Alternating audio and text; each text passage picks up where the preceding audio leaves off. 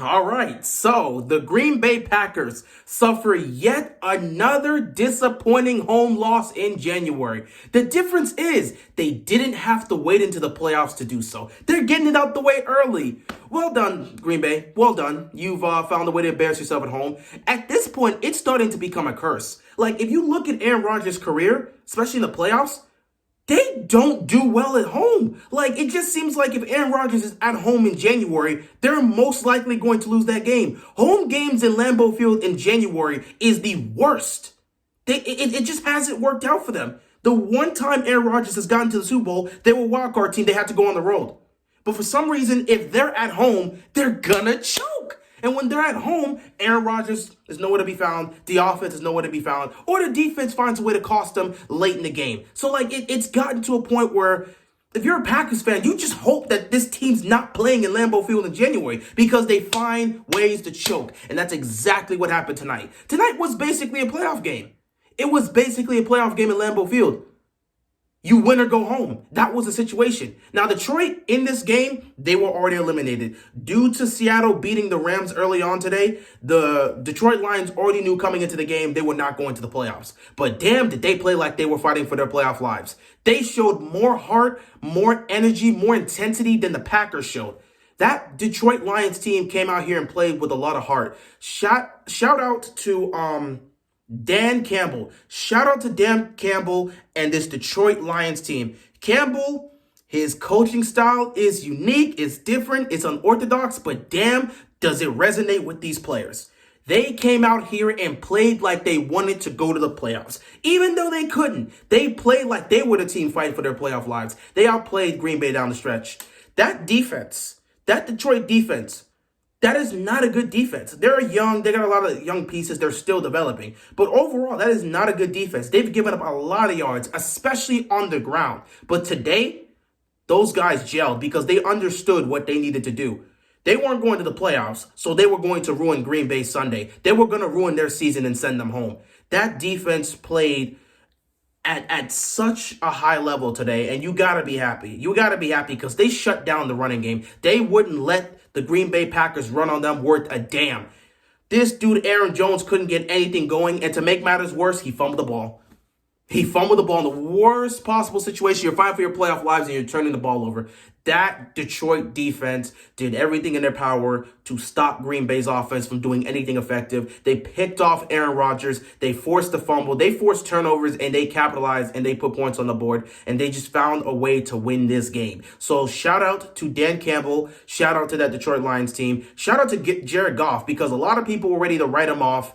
Even the Rams wrote him off. That's why they traded him. And he has had a good season in Detroit this year. You go look at how he's performed. He's had a lot of good games this past season. I think he's had a good season. If you're Detroit, you could potentially build something with Jared Goff. Maybe the Rams wrote him off a bit too early.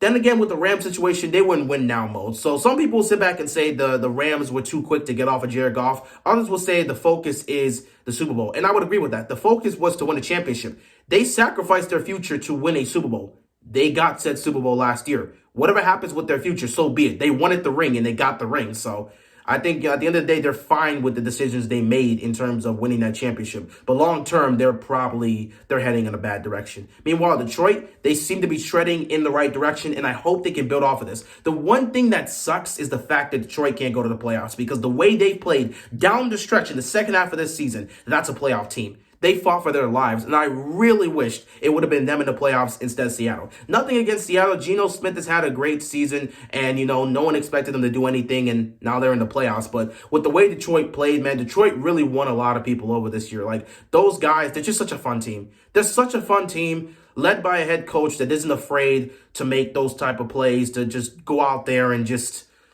coach his team to an unlikely victory and just go for it in situations that most people wouldn't go for it. That decision to go for it on fourth down, that right there took a lot of guts. First of all, the play on 2nd and 17. The play on 2nd and 17. When you have committed a penalty that's pushed you back 10 yards in a situation where your opponent's trying to get the ball back, for them to execute that was great. Specifically because that is a dangerous play to run. If the ball isn't caught, that's a lateral, so it can easily be scooped up, and that's a turnover. All of a sudden, Green Bay gets the ball back.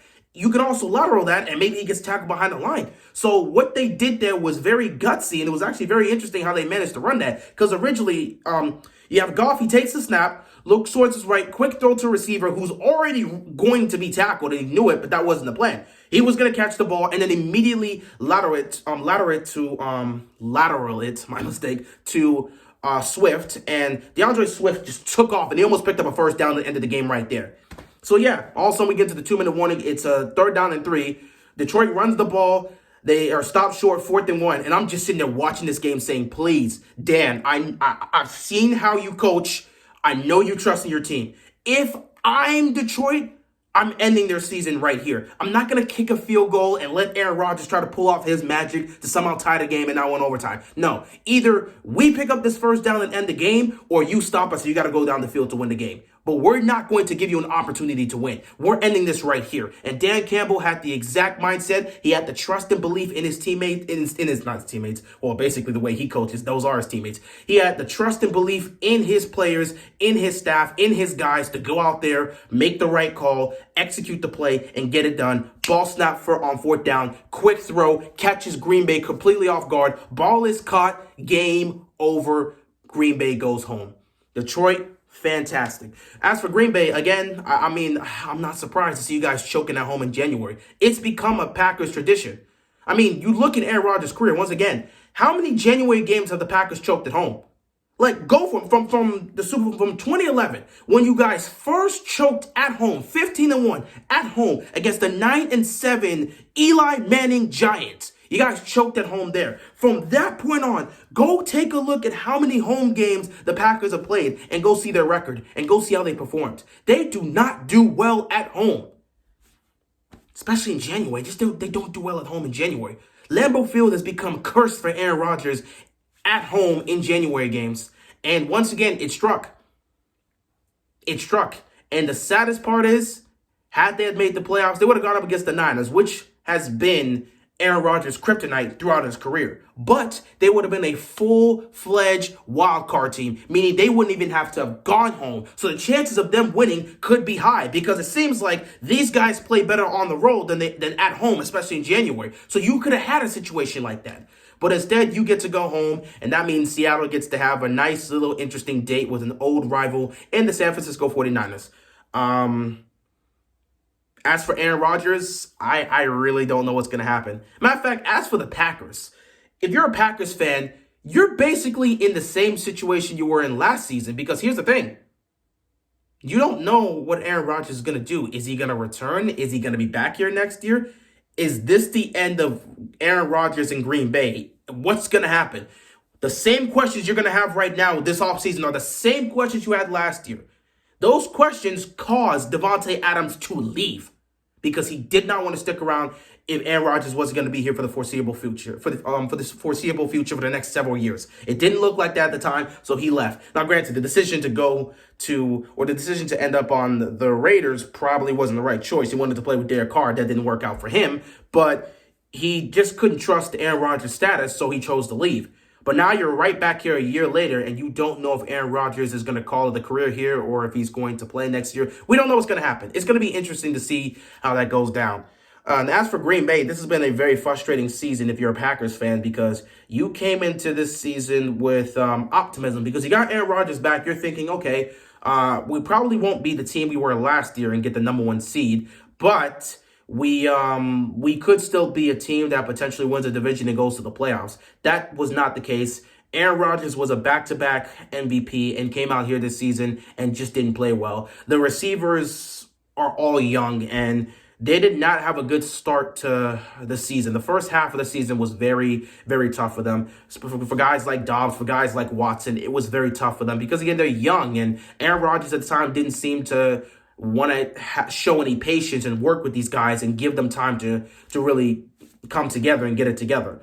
But the person that ended up breaking out and becoming the number 1 receiver and the guy for Green Bay was obviously Christian Watson. Watson, everyone keeps bringing it up. They brought it up throughout the entire season. Week 1, Watson had a pass right in his hands. Perfect. Would have been a touchdown. He dropped it. That level of confidence, confidence that drops right there for Aaron Rodgers was vividly clear, because in the next several weeks he wasn't really targeting Watson. But then Watson ended up having his breakout game, and then he just kept playing well and kept playing well, and he earned Aaron Rodgers' trust, and Aaron Rodgers picked him, and that's just how it was. So, that's just how things went down there, and everything was all cool there. So I think, for the receivers for the Packers, their rookie season was up and down, but I wouldn't even say up and down. I would say their season was down and then up, because they started out bad and then they just went upwards. So the potential with this offense and these weapons, it's there, and you got to continue to build and develop it, but you're going to have to do that next season. And if Aaron Rodgers is not here, well then I guess Jordan Love becomes the new quarterback of the Packers. I don't know what's going to happen, but we'll see. Anyway, that ends the season here for the Packers, and that officially ends the regular season. It's been one hell of a season of football here, but it's time for the playoffs, and I cannot wait to see what's going to happen. With that being said, that is all I've got, and I'm out of here, man. Peace.